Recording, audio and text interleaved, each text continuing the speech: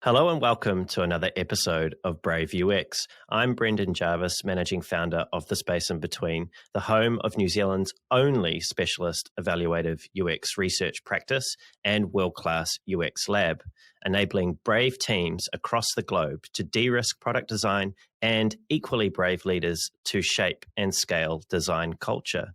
Here on Brave UX, though, it's my job to help you to put the pieces of the product puzzle together. I do that by unpacking the stories, learnings, and expert advice of world-class UX, design, and product management professionals. My guest today is Dr. Laura Faulkner. Laura is head of research at Rackspace Technology, the company that pioneered managed hosting and that is now the world's largest and leading provider of managed cloud services. At Rackspace, Laura leads the team responsible for helping the organization to make better decisions through qualitative and quantitative research, including large-scale market surveys, product research, and competitive intelligence. Starting out in the early 90s as a technical writer, Laura went on to build extensive experience as a researcher, design lead, and program manager for the University of Texas at Austin's Applied Research Laboratories and Institute for Advanced Technology. After leaving the university, Laura became the director of UX design and research for Pearson Clinical Assessment. She also successfully ran her own UX strategy consultancy for 15 years between 2000 and 2015. Laura has been the International Conference co-chair of the User Experience Professional Association, where she won the International User Experience Service Award for fearlessly redesigning and leading the implementation that brought the conference into a new age. She's also the organizer of Hot Topics in UX, Finding Expert Answers, a meetup in Austin, Texas. And she's the author of Beyond the 5-User Assumption, which was named the best paper of the year by Human Factors International in 2005. It is still regularly cited today.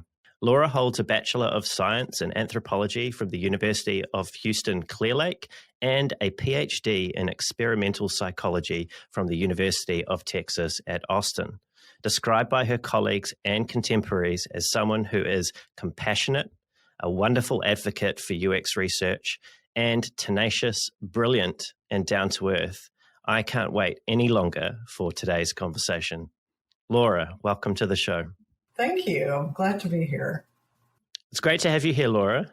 And as I mentioned before when we were chatting off air, I do tend to do a bit of research for these conversations. And in that research, I discovered something that piqued my curiosity, which was you once wrote a Monte Carlo simulation in Matlab. And for people that don't know what Matlab is, what is Matlab and what on earth inspired you to do that with it?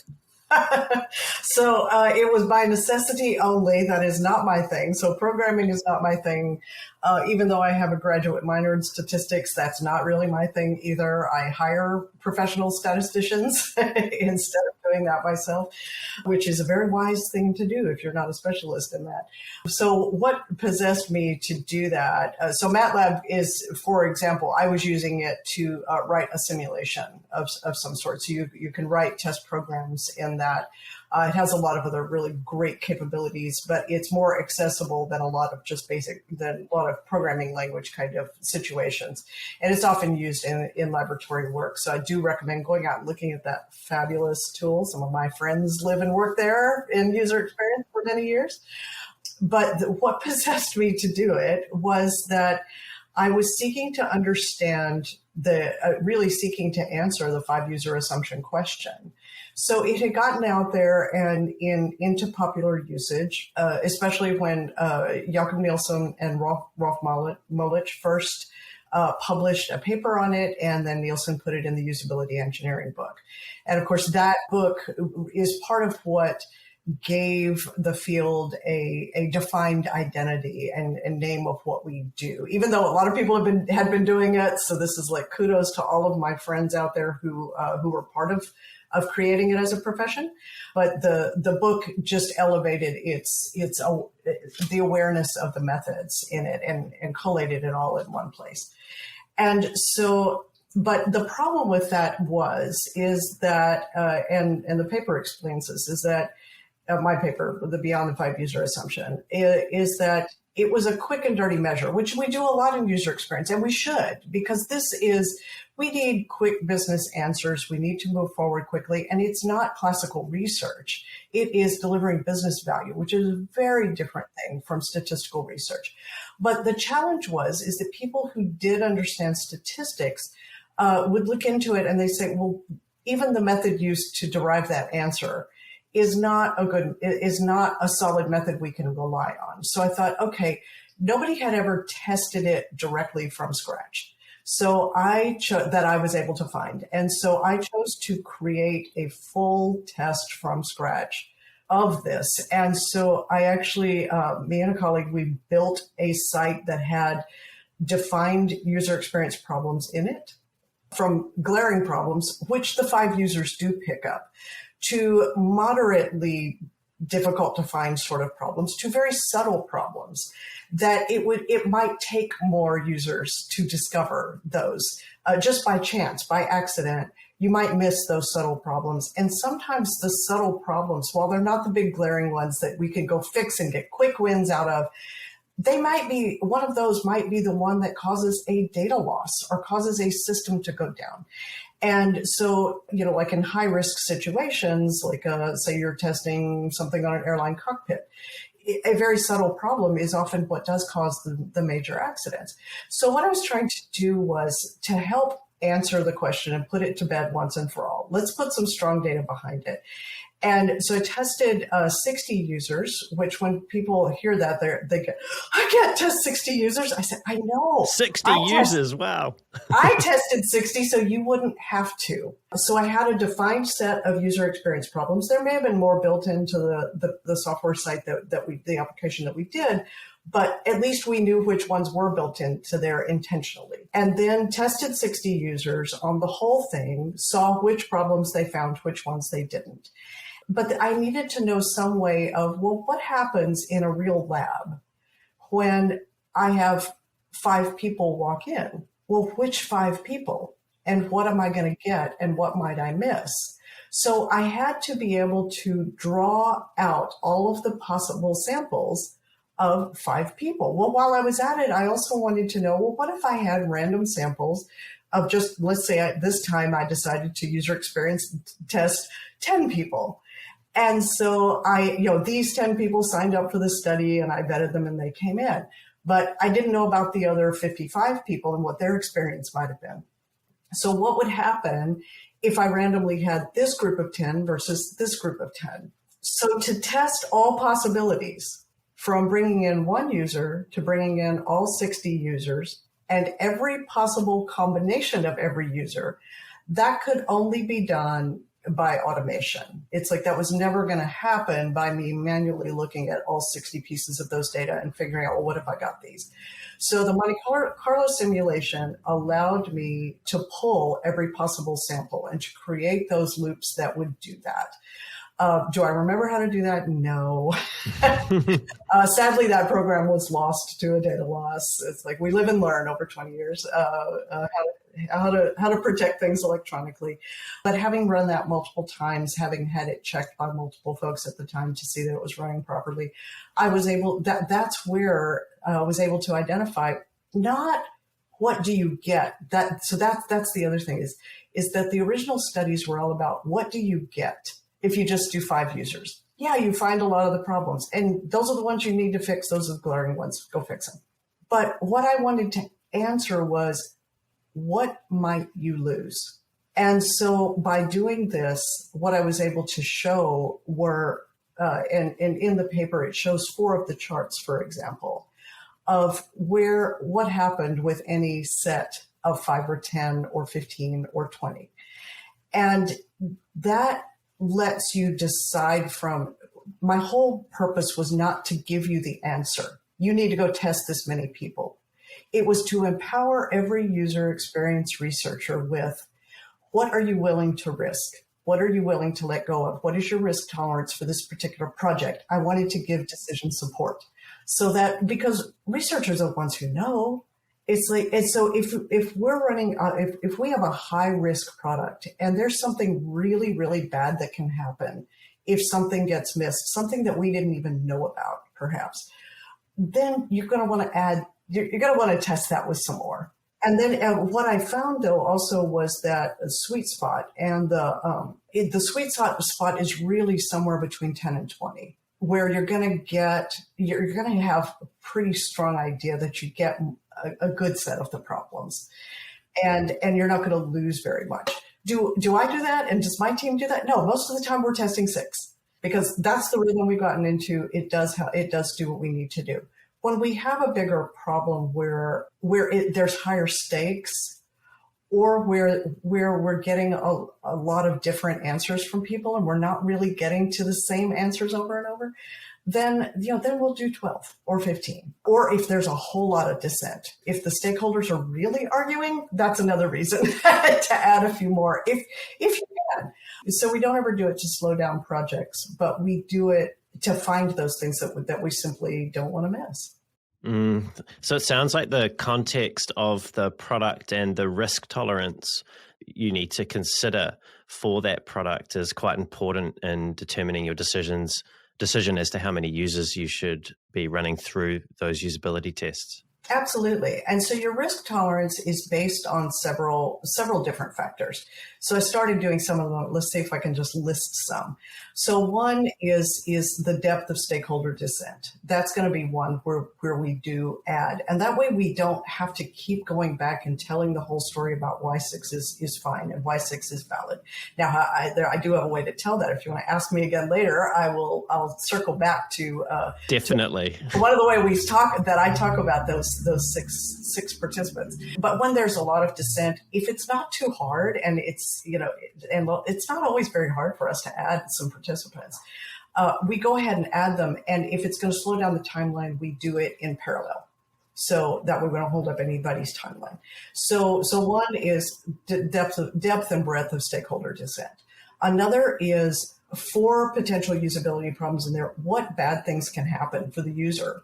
And if there's a potential that if they miss something, there's a data loss, or they make a really wrong, serious decision. So maybe it's a wrong decision about how much infrastructure they choose. That's a big one, because that can change. Fixing that can involve a lot of contracts and time and effort and all that, and it can involve potential data loss for them. Or if it's like making a mistake on the level of rental car that your insurance company allows you to get, that's not really high stakes. And so we maybe don't need that. So the stakes and the potential bad things that can happen for the user, that's really our biggest driver. And then some of it is simple user research gut instinct. It's like, we think that there's something in here that we're missing, or that design is missing, or, we're not even, from our expert mind, like Malcolm Gladwell, he says, from the expert mind in Blink, he said, the expert mind can't always say why it knows something.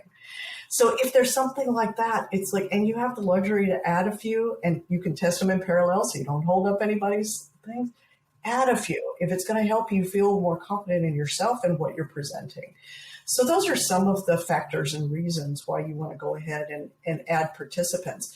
But the charts in the paper will really show you, it'll show you the mess you can get if you miss, and how much tighter your results can be when you add some. Statisticians will just say, oh, that's basic statistics stuff.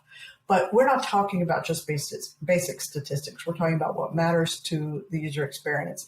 And so having a few simple decision charts can help make all the difference. Which one feels comfortable to you and like the right one for that study? So yeah, those are some of the choice factors that you're going to base those adding users decisions on.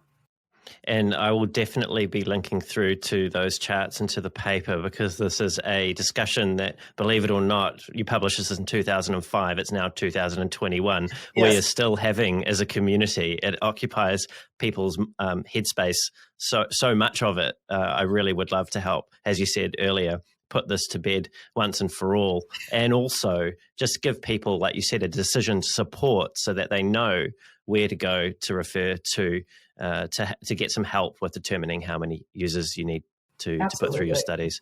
Yeah. which is I clearly want you to there's no be right answer. empowered and confident. Yes. Yes, 100%.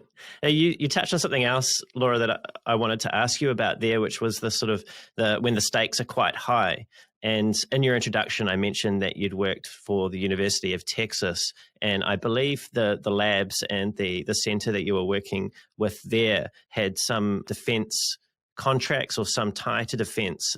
And it seems like the stakes might be quite high in a defense situation.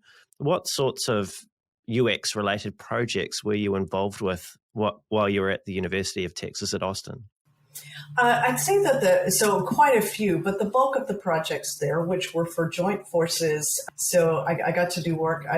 My great privilege to work with all of the forces in the U.S. Military, as well as the Royal Australian Air Force and the Royal Canadian Air Force. It was a significant privilege to get to do that, and for so many years, and I learned so much from that. And so what I can share that is common knowledge, if you go look up and see how the projects are described, is that the significant amount of work that our team worked at those times and our division worked were around communications and digital communications. And so it was really about combining multiple communication sources so that you could understand what was happening and have situational awareness. And so very common problem. And then I also got to work some defensive measures that were really not so much the defensive measure itself as it was the test simulation platforms. So the test simulation platforms, you need those to be usable as well, so that all of your systems can be tested for safety and efficacy and how well they work. So those were two of the big main things that I had the great privilege to work on. And so in terms of the stakes of those, a lot of times, like in the terms of the simulation ones, we didn't want to miss something. And so it was important to make sure that we shake it all out for safety and efficacy. It's like, was it really doing its job? And so to make sure that we captured all of those potential use cases, or that the simulations that got set up for automated testing worked, it's like it needed to be easy for the test developer. And we often drop out the person who's sitting in the work chair, who's doing the work to do that sort of thing. It's like we, as user experience people, we do work on the front line, and the person that's using it and actually has the final technology in their hand. I happen to have a particular passion for the enterprise space, for the person who's sitting in the work chair. So enterprise tools of any kind, which is one of the reasons I love working at Rackspace, is that this is a big enterprise. It's an enterprise platform. It's not about the end users of the internet. It's about the folks who are setting up environments and getting them to work, and for the hosting to work correctly, and for the management of that and the security of all of that to work. And so I just find it a particularly interesting problem set to bless the day, the 8 to 9 to 14-hour days that people spend in their chairs on complex work tools that go across whole enterprise problems. And so really, defense was no particular mystery that way. It's like anything else. It's really helping the folks who are sitting in the work chairs and trying to get something done in very big, complex spaces every day. 100%. And it's interesting you say that it's like any other enterprise context. And I couldn't help but think, but in defense, and there are some other industries, there is literally life at stake. And you talked about communication and the role of UX and trying to improve that communication for the people that are in those seats. Yes. I wondered, how did you think about the gravity of what it is that you were working on as a UX professional in that context? That's a very good question. So how did I think about it? I was keenly aware of it. And it's one of the reasons that I can say that I was privileged to work in that environment, because I found that, politics aside, folks in the military all across the world are really human beings who are about trying to create the world to be a safer place. And for all that might be talked about at larger levels about that, the individual human beings who came to work every day came to work with that mission in mind. And I was very surprised because I'd never been exposed to military work before then. And I thought that it was going to scare me a lot more, a lot, and that I wasn't. Tell me about that. What did you? Yeah. What did you think might scare you about it? That I was going to go in, quite honestly, and go into with a bunch of warmongers. And, right. and I'm not. It's like, I'm rather a peacenik, actually. But what I didn't understand was, for whatever mission it was, the individual human beings involved had very earnest desire to serve the world and to serve humanity in their own ways. And nearly all of them, having gotten to do many user interviews over the years, of multiple levels of people all the way across, almost all of them, their very first things out of their mouth when you asked why did they come to work every day, and they talked about safety and deterrence. And that was really the driving mission. And so once I left that field and went out into industry, I still really look for people who are committed to a mission of whatever kind it is. And it has to be a business that wants to do something more than make money. And it has, or an organization that wants to do something more. And that's what attracts me. And that's what attracts a lot of user experience people is because we have our own personal sense of mission in the world. And so when somebody interviews me for a job, it's like they better tell me a story that's about more than profit and brand. They better tell me something about what it means to them to come to work every day.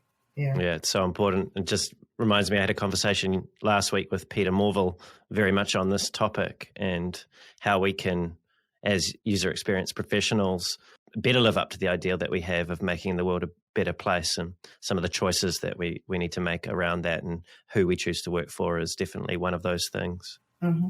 And so it was ultimately the people it was the mission that initially that frightened me, but it was the people that kept me there. And then that there was more positive impact than I anticipated. Yeah. I really like how you described how you were able to hold those two things, and it wasn't what you expected when you went into it. You said you're a little bit scared or hesitant that it might not play out. I had been curious about the sort of ethical conversation, if that's the right term to use, that you might have been having in your head as you went into that and then went through that. And I think you really articulated that really powerfully for people that are listening today. Laura, you're head of research at Rackspace now, and I understand that your team's mission statement is to spark fast, confident decisions. I was really curious about that for a couple of reasons. The first of which is probably where I'll leave things here because it will turn into a very long question otherwise, is that you run an agency-style research model, an internal agency-style research model, as far as I could tell, as in your team, your researchers aren't embedded in product teams. What can you tell me about the mission and the way in which you work at Rackspace in research to deliver on that mission? So how we primarily work, like you described it exactly perfectly. We work primarily as an internal agency. We're not embedded. And there's several reasons for that. It's not that that's like the perfect model, and I'm not a big evangelist for this is how you have to do it in your organization. So to everybody out there who's like saying, whoa, that's not going to work here, and that's not good, and embedded in product is better. It's like, this is for this use case, and it works for this use case. So we are a very small team. This lets us, the model helps us to help more people and to scale more easily and quickly. It also does have the benefit, and there's many ways to get this benefit, but it does have the benefit that we ourselves are never siloed. It's like, in some ways, there are things that we know about across the company better than almost anybody else in the company because we work for everybody and we'll answer anything for anybody. Oh, I like that. We work for everybody and we'll answer anything for anybody. Okay, good. So in terms of us being agency model, so how that works is that one, we do preserve out a significant part of our time for ad hoc work. And so because our mission is to spark fast, confident decisions, somebody doesn't always have a question. and they don't always need something to move forward in their decisions. Now, granted, in the product model, you do want to be, and we do stay constantly abreast of product development, and we will insert ourselves when it's time. And so when a new project is coming up, we do have a point of contact for that project who semi-embeds. So like they're not there as a full-time person, and they're not a full-time asset, which also means that they're also fully utilized. My team is always fully utilized, because we don't have one person way overtasked and one person way undertasked at any given time, because we share this. But to keep things sane and to keep us in the loop fully throughout the product process, we do have a point of contact for each area, in each focus area.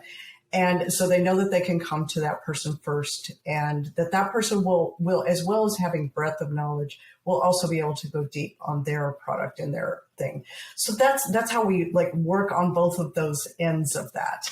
And so we will do full iterative testing throughout, from inception and concept through to post-release benchmarking as well. So, but again, it's like we co-assign to keep other people in the loop, so that you don't have a single point of fail. We're a small team. And so if we've had somebody like go on medical leave, well, because we're not wholly embedded only in the product team, and that point of contact is not the only point of contact for that team, somebody else knows about their project, that we're able to have the second person come in and reasonably seamlessly pick up the thread and keep things going, so we don't ever slow down. So really, I think those are the primary reasons that we developed this, which also answer how we do it. The primary reasons were that there were a lot of people out there in pain who couldn't have an embedded researcher on their team.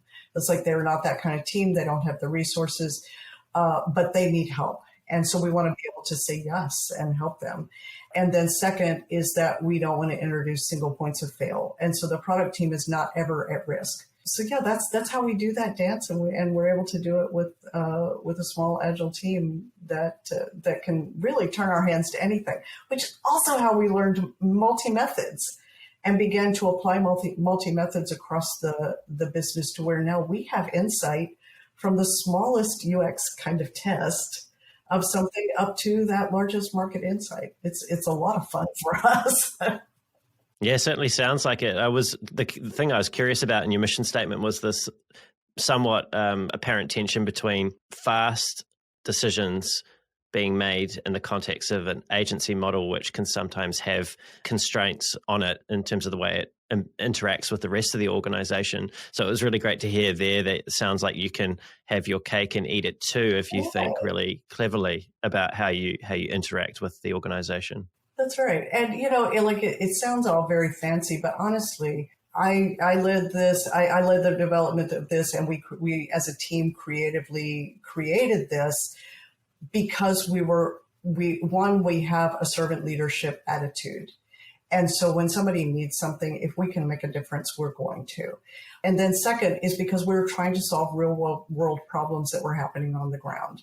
It's like holding up schedules or supporting schedules and helping them happen, making it easy for stakeholders to consume what we did and what we had, and being able to be graceful about all of that. So we can answer, yes, we're here to help you when you need it, as well as we can keep an eye on more strategic questions and be discovering those ourselves, so that we have ready answers even before questions are often asked. So yeah, we love it.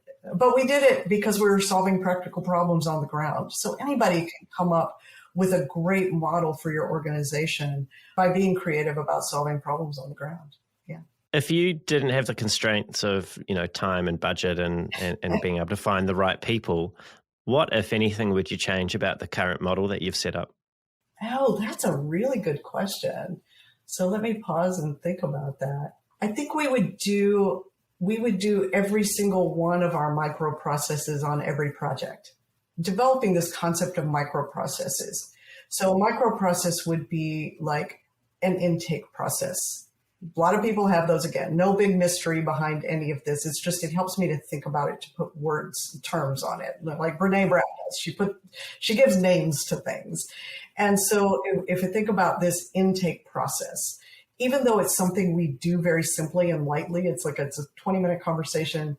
We have some questions we answer for ourselves and some ways we document it, but we don't let the process drive us. And when you talk about intake, Laura, from my interpretation from the research I did for today, it's a stakeholder conversation about what it is that you're there to do for them. Correct. It's correct. But it's not just what we're here to do for them. It's like, what are they accountable for doing for the business?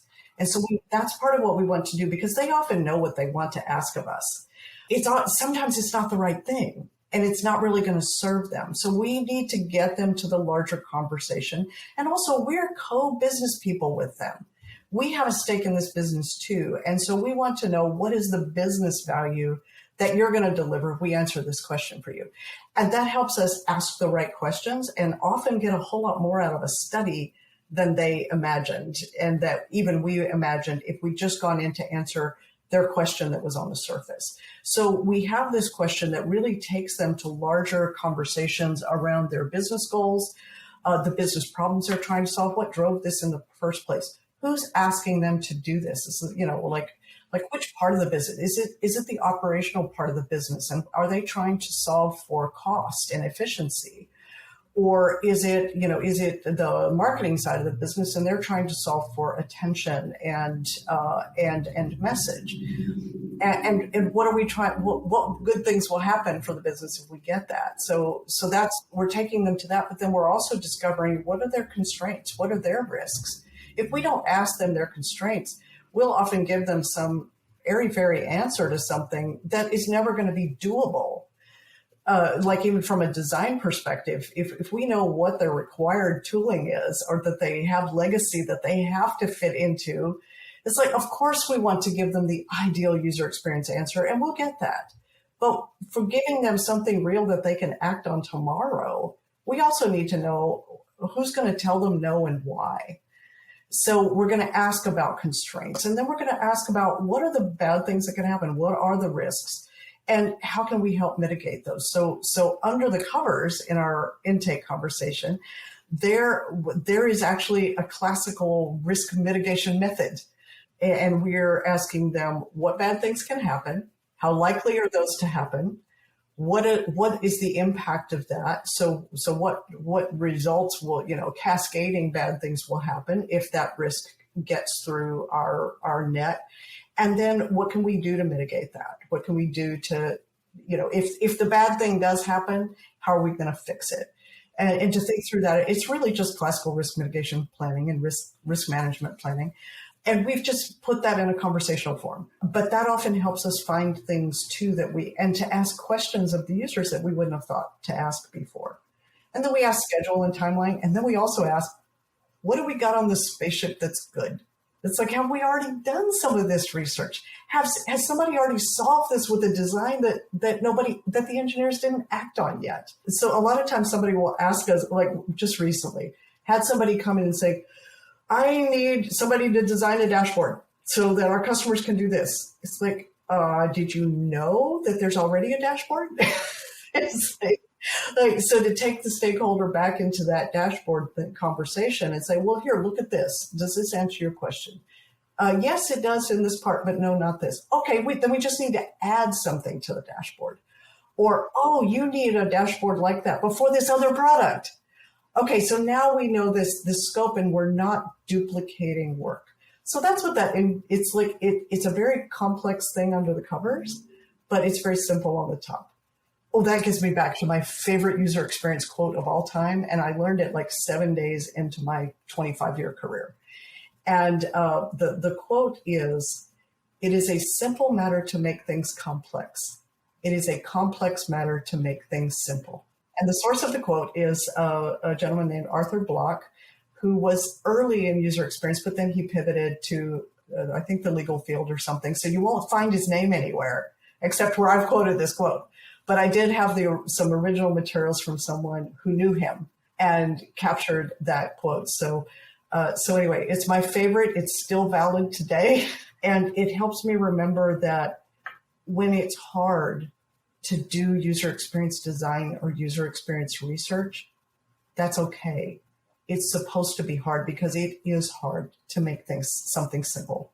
It's like, that's why we have a job. It's why we have a profession. It's why we put this effort into it. So we're all about like doing that hard work and that head work. And then also I'm at this point in my life and my career, I'm about how do we make the practice of it easier and simpler so that we can actually do it. Yeah. And it sounds like what you were describing there is that you have created a process that you can repeat and that you've refined over time to have those conversations with stakeholders. And it almost sounded like the conversation you might have with a doctor where they're trying to diagnose, well, what's the real problem here? You know, it's actually a form of research in and of itself. And it's almost like if we're not having these conversations and we're not putting the effort into structuring them in a way we can have them repeatably and reliably, that we're actually in danger of UX research malpractice. Like we're doing ourselves and our organization a big disservice by not having structure around this conversation. Oh, what a fantastic way to put that. I'm going to quote you on that. That's awesome. It's like UX research malpractice. Yes, because if we don't know these things coming up front, then here's the bad things that can happen. So we'll do our own risk analysis here. So some of the bad things that can happen is that one, we'll answer the wrong question. So even, God, who out there has not had this experience? Okay, all you UX researchers out there, you can raise your hands on this one. The stakeholders come in, they say, we need to know this or that. Is it A or B? And so you go and answer A or B for them, and you've done exactly what they asked. And then they said, well, that doesn't help us. It's like, but I did what you asked. It's like, well, so the question is, did we ask the right people? Maybe there was some subtlety in the question that they were asking, and they thought that they were telling you enough about who to test it with, and you thought you knew enough, but you really didn't. We really didn't understand what was the question behind their question. And so they think they know what question they want to answer, but maybe they don't, because that's not their job. It's like a designer job. You get the design out and to solve these problems you're trying to solve. Engineers' problems to do this, business problems to do that. It's like, but maybe they didn't even understand what their own real question was until you brought them the data. But then guess who gets blamed? The researcher gets blamed for doing it wrong and doing it badly. But we did everything right. And so that's one thing that can happen, is that we didn't ask the right question. We didn't ask the right people, that there was really something else that stakeholder was trying to get at. And so what's underneath that? Or really their boss is pressuring them about something, and it's like they're just trying to help their boss like back off, or they're trying to show success in some ways. And so in all of that, if we've taken the time to discover that, then we can do the best we can to help them be successful. That ultimately helps the user be successful. And so that's how this all came about, is trying to solve that and to solve those pain points, both for researchers and our stakeholders. So yeah, so putting some discipline behind that, let us do that. And I love to say this, it's like disciplined process held lightly. Because we've had people ask us, can't I just fill out a form? Do I have to have a meeting with you? Yes, you do. Because as researchers, we know that part of our magic is that follow-up question.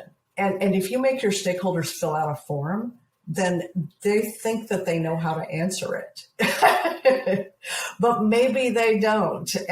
But also it can look like a barrier when you have a form between you and your stakeholders.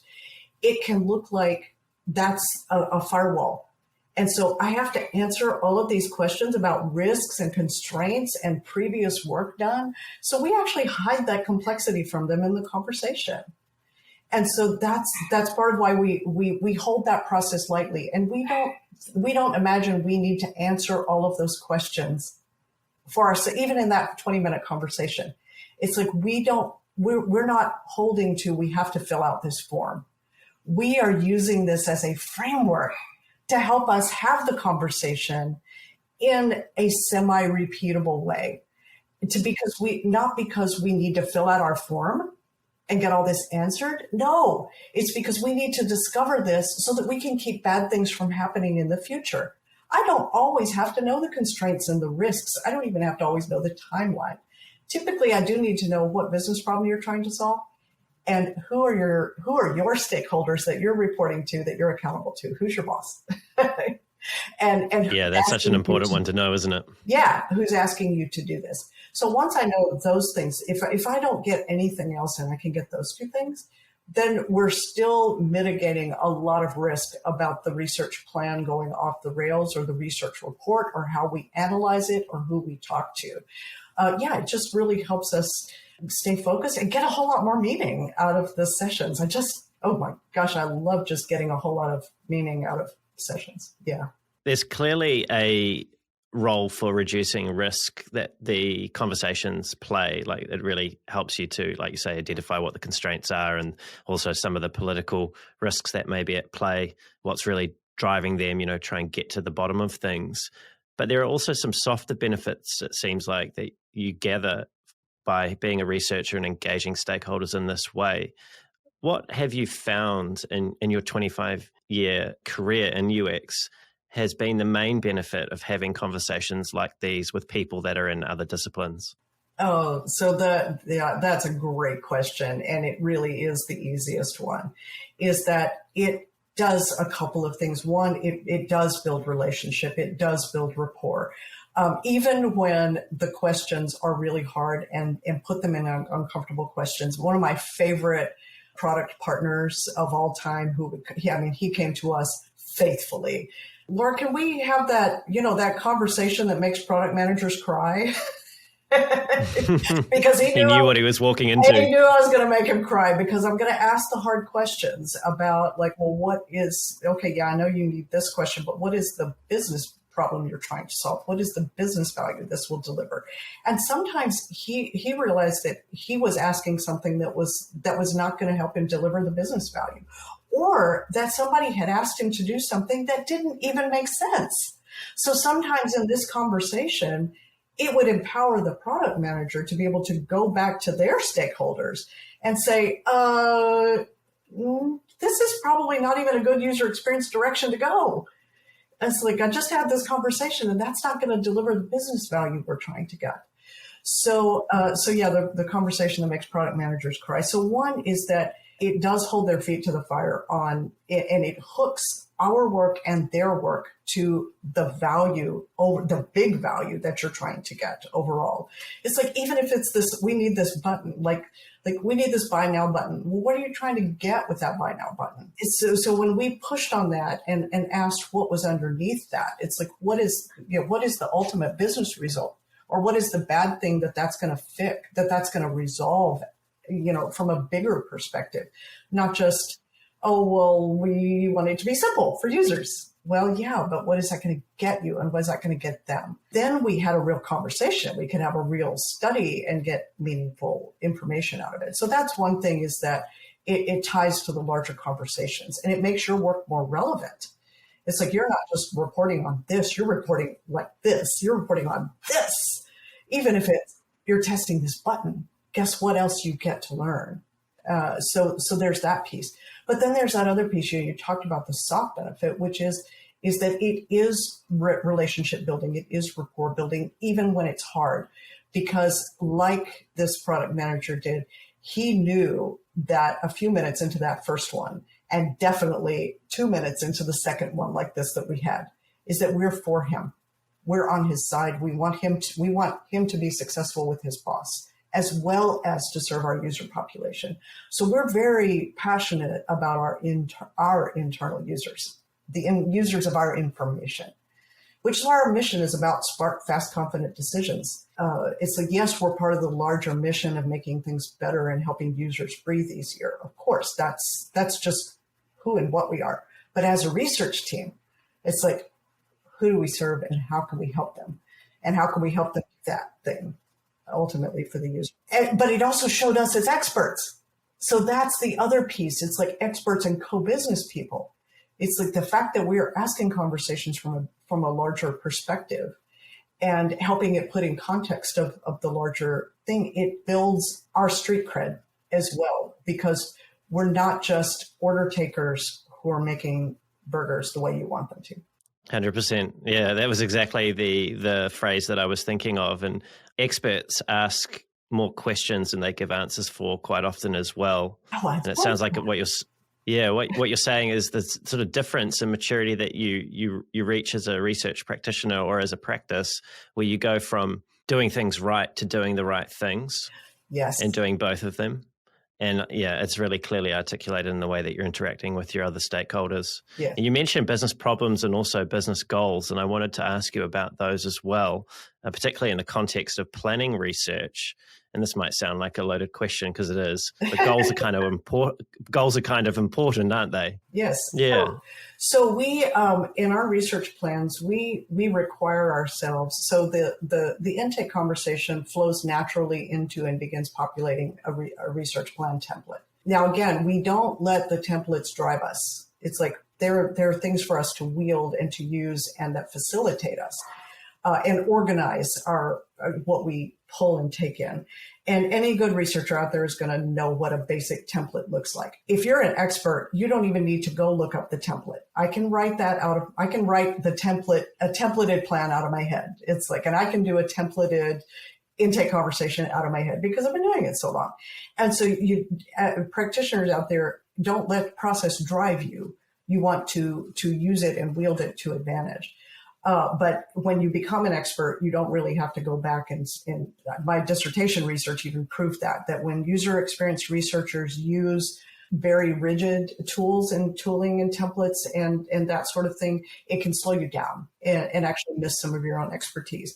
So yeah, you use it and as one of your many magic box tools. So in that getting back to business goals and answering a question about that, we require ourselves to document the business goal, and we document the very first thing in the plan. It's not the first thing we write, but it is the first thing that is in the documented plan, even if we never look at the plan again. The discipline of taking ourselves from our objectives and our research questions. It's like, okay, here's the things that we want to get answers to. Not the questions we ask, but the objectives and questions that we want to answer for ourselves as researchers, as designers, as engineers, as business. It is this big section in the document, which is 3 sections down, right? Or 2 or 3 sections down. And that's all of the kitchen sink questions that we hope to get answered in the study. But then we record, before we do anything else in that research plan, we take ourselves back up to what are the business goals. So this is where we've asked in the intake conversation, what did you what is the business problem you're trying to solve? And so let's go back to that buy now question. So there's big complex product, and they want to make it easy for users, and then also they want to make it easy and efficient for the business, because if you can't just go put in your order and you have to go talk to somebody every time, then that's expensive and complex for the business as well. And then also mistakes can happen if you don't have like a defined inputs and all of that sort of thing. So there's a lot of great reasons to do this. But if we think about what are the real business goals, why do we even want to do this? Like, we get customers right now. Why do we need this buy now button? And when we get to that, the business goal is to, one, make us accessible and friendly to buy from. So that's a good reason, because you want to attract business and not put up barriers. So you don't want to distance the buyer from getting what they want and need when they know what they want and need. And so that's a really good reason. But why are we doing that from a business perspective? It's like, oh, we want to invite more revenue. It's like, so yes, like, invite revenue. Great. Okay. So when we hook into that, imagine how much more important our research becomes about that buy now button and who that applies to and why. It's like, so, and then from a business perspective, we don't want to spend a lot of time on repeated purchases and things that are very easy and defined. We want to be able to spend like support time on the real complex purchases that do need help and do need a conversation to get there. So, but what was imagined initially was that every customer for every product needed a buy now button. Turns out that wasn't true, because putting a buy now button then became a barrier for the big, if you put it on the big products, they can't get what they need because they must have a conversation and multiple conversations and a kind of support that lets them make the correct choice. It's like, that was the thing that we found out, is that we had these enterprise users who kept coming to us and saying, I need your help. I need decision support that's not based on some decision tree that you thought about and pushed me through an interface. I need your intelligent input on that. And then you have the kinds of users so that, okay, wait, I already know what I need, and this is a really simple one, or I've bought this before over and over, so just let me go get it. So what we found out is it wasn't a yes or no answer and put a button, slap a button on every page. It let us deliver a more finessed answer that actually delivered the goals of easier, greater revenue that required less input and had less friction, because we were doing it for the right products and the right customer. So if we had not asked the question about why do you want a buy now button and what are the business goals, and gotten to those revenue and those ease of doing business with questions, we would have been doing it for the wrong people at the wrong time, and we wouldn't have learned so much about our customers. Oh, that's a really important point. Yeah.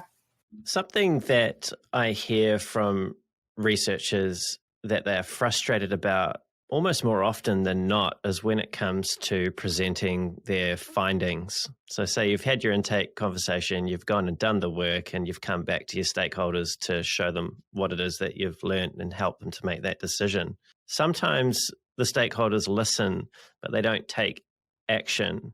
What are some of the common reasons for that? Very, very good question. It's one of my other significant areas of passion. So that front end conversation and that last getting, delivering something that's going to make a difference, because that's what we're here to do. We're here to have influence. And so some of the reasons that they don't are embedded in that intake conversation. They, it is about reasons that stakeholders don't take your advices because you didn't answer the right question. Not because it wasn't what they asked, but because we didn't discover what the bigger question was. But a lot of times, so there's, like I said, there's a lot embedded in that conversation, and that it really wasn't it wasn't the right direction. But the bigger piece of it is that we often present things in the wrong order. So a stakeholder comes in and they need to know, what can I act on? What's the bottom line? But as researchers, we want to show them our beautiful work. And so we want to take them chronologically through our beautiful work and the way that our research plan is set up. We want to say, you had this question. Okay, great. Yes, you had this question. So now the first thing they want to know in the first 5 minutes is, what's the answer? It's like, tell me the answer. But no, we're going to make you wait. No, we can't tell you the answer yet. We're going to tell you first, so we did a qualitative study, and it was a think aloud walkthrough, and we did it with these participants that had these demographics, and we tested 6 people, and we did all of this sort of thing. Oh no, make it stop. Yeah, exactly. It's like already you're in pain, right? And it's like they're just being like, what's the answer? What's the answer? Because that's what's in it for me? Exactly. That's our world. That is not their world. They don't care. It's like, do we need to have and document that information? Yes. But you put that at the end of the presentation. So at the front, then, okay, you could say, okay, well, we'll just jump straight to the findings. So then what if now imagine that we're a little more advanced, a little more further in our career. And I will tell you, the reason I know this is because this is exactly how I did it, because it's how I learned it. And it's because I experienced the pain of that. It's like you got them down the wrong paths, and they're anxious. It's like they're just trying to find the answer, and they need to know what to act on. They can't act on how many participants. It's like they just can't. And what the method was, they don't care. So then the next thing, there's your next level of maturity. Okay, so we went to this page, and then they had trouble with this button, and they did this, and they fussed about this, and they did this. It's like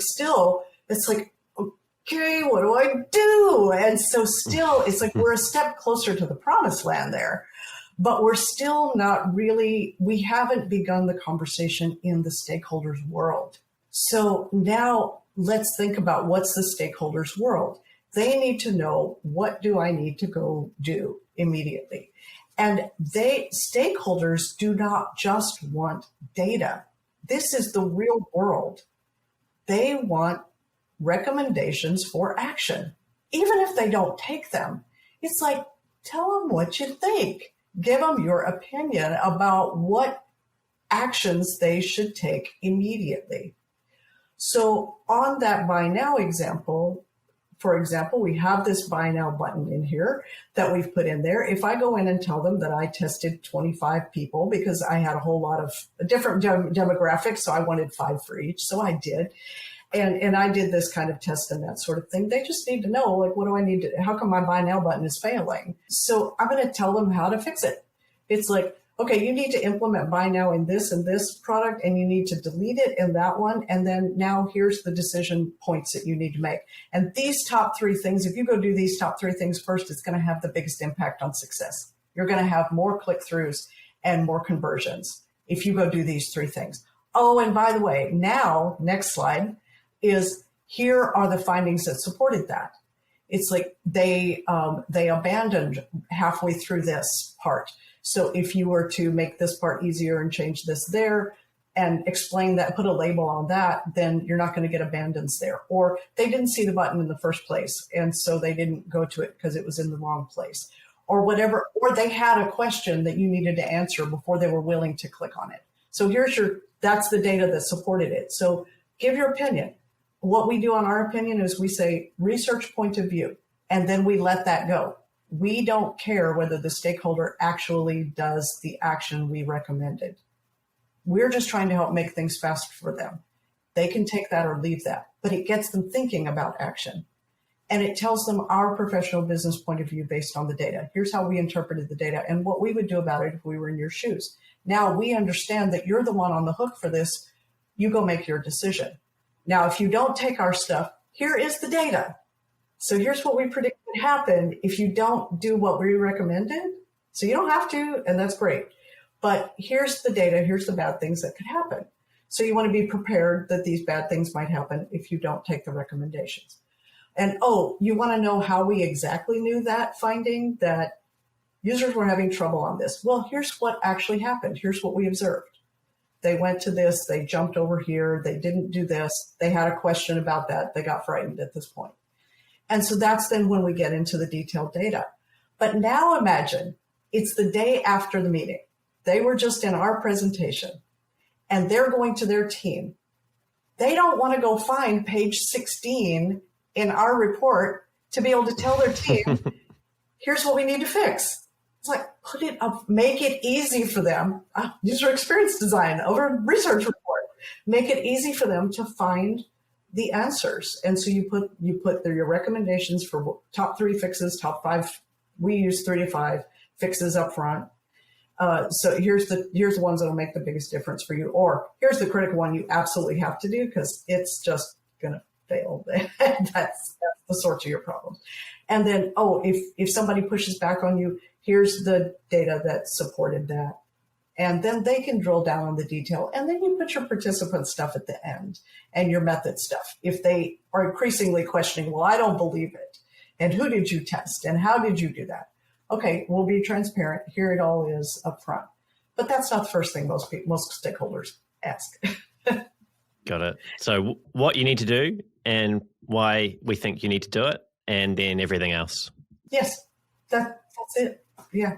It's interesting. You said there that research should have a point of view, a perspective, an opinion, a recommendation in there.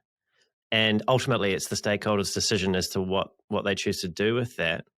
But that also sounds a little bit scary from a researcher's point of view, because if you give your recommendation and then it turns out not to have played out how you thought, what are the consequences of that, and how do you manage those if you've had experience with that in the past? Have I had experience with that? Yeah, sure.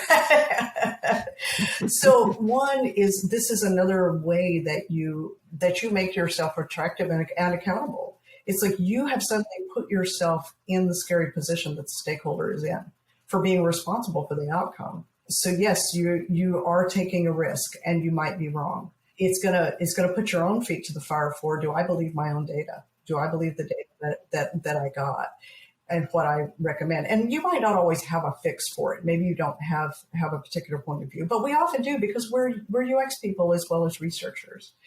There's that piece. But here's the other piece, and this is, I like to call this how to have a point of view without having an opinion, is that we let go of yes, whether the decision that the stakeholder has to make. What we have found through, and what I have found through hard experience of failure, is that there is often a very good reason why a stakeholder is pushing back.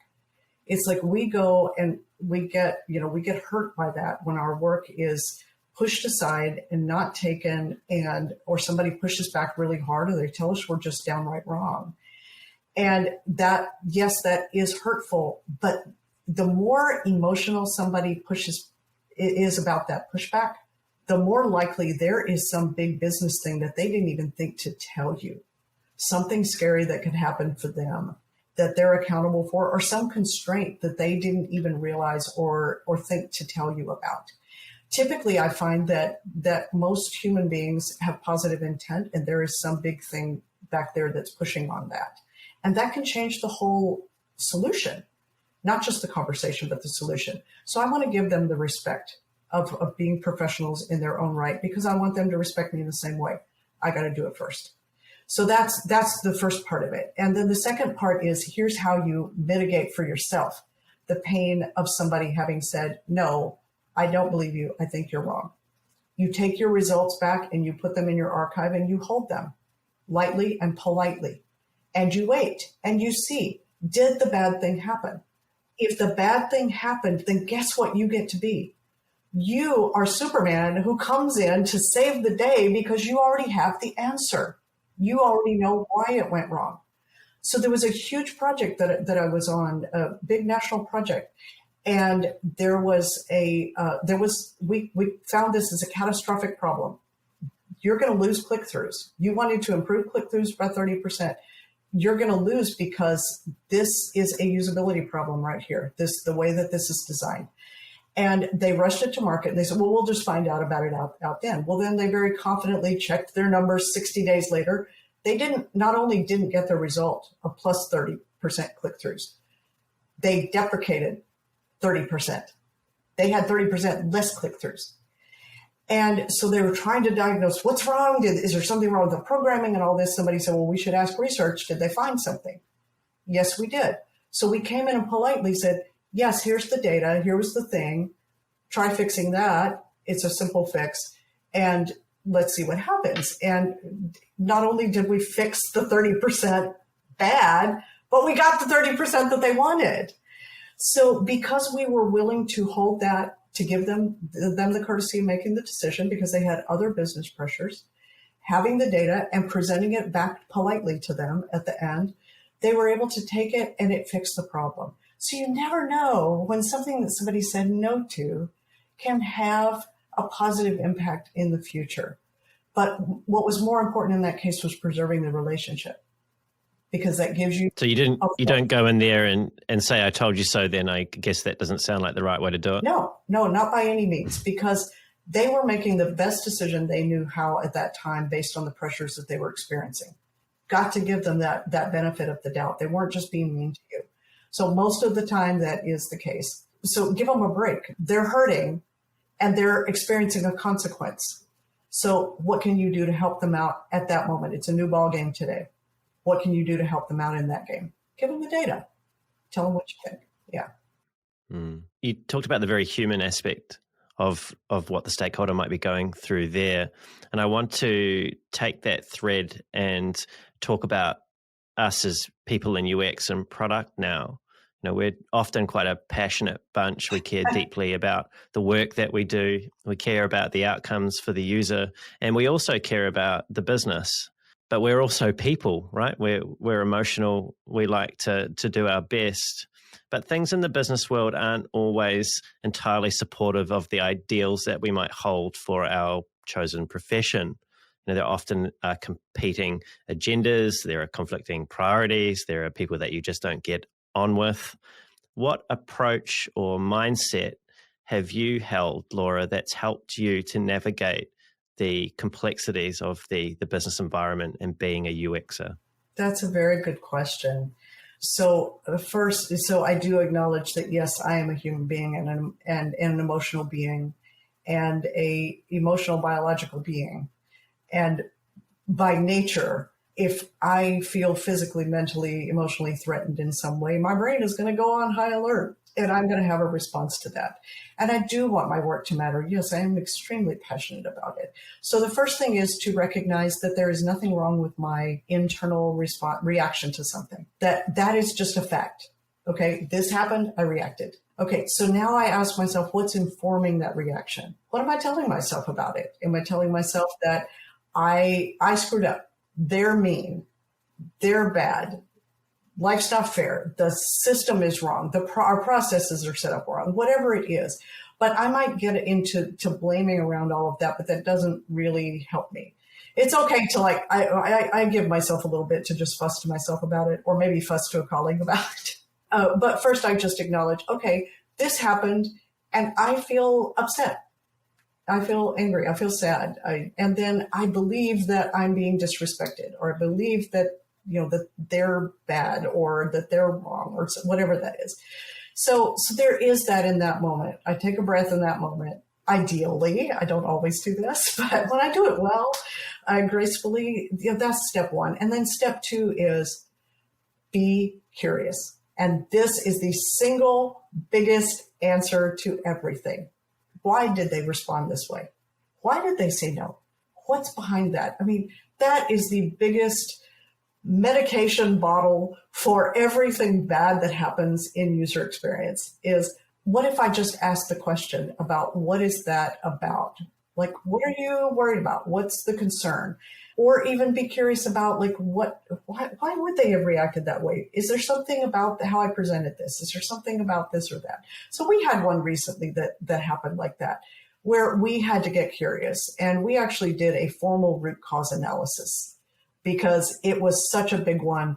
And somebody very important had said, that's just bad data. We can't trust anything you do. I mean, you can imagine how horrifying that is for researchers. That undermines everything that we do. So we got curious, one, about our own data and our own methods. So we went back and looked. It's like, okay, what delivered this result that they pushed back on? But then we also got curious about them, and come to find out they had just taken a very big gamble on a product direction. And they were really worried about the success of it. And our data told them that customers were asking for something else. And so it was a terribly frightening thing, and they were extremely exposed. And so us presenting that in a big forum, even though it was innocent and we didn't know about what was happening there, that they were getting ready to take this big gamble, it was very exposing for them, for our data to say something opposite. And so when we were curious about that and we went back and discovered, okay, why did customers say this instead of that? Is that really a bad direction, a bad thing? No, it wasn't. It was actually a good thing that they were going this direction because they anticipated something that customers didn't.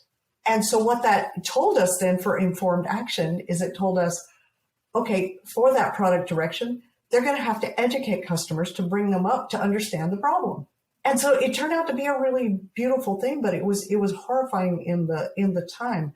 But we were able to solve it because we're curious, both about us, about our data, and about them.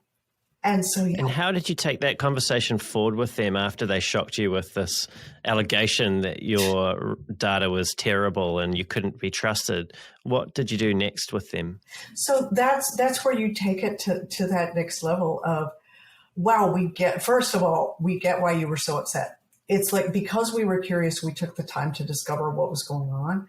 It's like, dang, we would have been too. No wonder. So that's first part is acknowledge them as human beings. My goodness. It's like, imagine they went home and fussed to the people in their house that night because these people said that this was totally wrong and we're doing this. And they're bad. And were you having that conversation with that person one-on-one after that sort of public lashing that you received? Yes, thank you for bringing out that subtlety. Is that yes, when you've had a big thing like that happen, you do want to take it to them personally. So of course it was going back, and we actually, and I personally even spent some time over the next weeks following that to reestablish safe relationships with them in other ways. When I saw a good presentation about something that they did, wow, so-and-so, that was great. Wow, whoever, this was really good. I really appreciated that. Thank you for describing. And then also going to them with questions. It's like, I realize I don't think I fully understand this part of the product direction. What does this thing mean? What does that thing mean? So really giving those people the respect as an expert and going back to them as educate me, tell me more. Because that again established that I respect them as co-professionals and as human beings. And then connecting over small things. It's like finding those common interests, just like you do when you first begin establishing rapport with somebody. It's like you connect over the human things as well, and leaving the controversial question alone, just leaving it alone for a little while we did our due diligence for what did the data really mean and what did that mean for that product direction, now that we understand why you were upset. And then finally, yes, you take the answer back to the individual first before you take it public, because then otherwise it's just going to look like you're trying to defend yourself and make them wrong. And that's not going to help anybody either. It's, you might win for a moment, but you'll lose for a lifetime. Such an important point. Yeah. There seem to be endless books, blog posts, and yes, podcasts like the one that people are listening to now. And sometimes it feels in the field that we're drinking from a fire hydrant of information, what we should do and how we should do it.